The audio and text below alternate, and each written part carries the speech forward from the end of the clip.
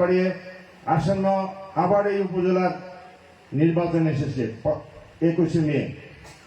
সেই নির্বাচনে আরো একাধিক প্রার্থী আছে, আরো 2-3 জন প্রার্থী আছে। আপনারা বিচার বিশ্লেষণ করবেন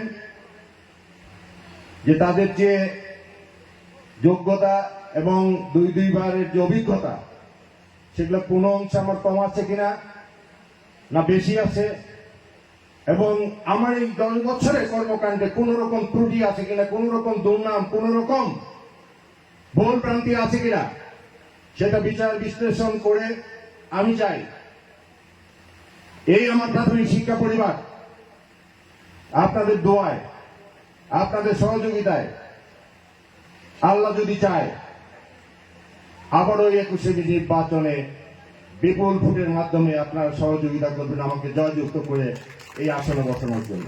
আমি একটাও দীর্ঘদিনের দাবি, মাশাআল্লাহ আলহামদুলিল্লাহ, কোনো ব্যাপার না।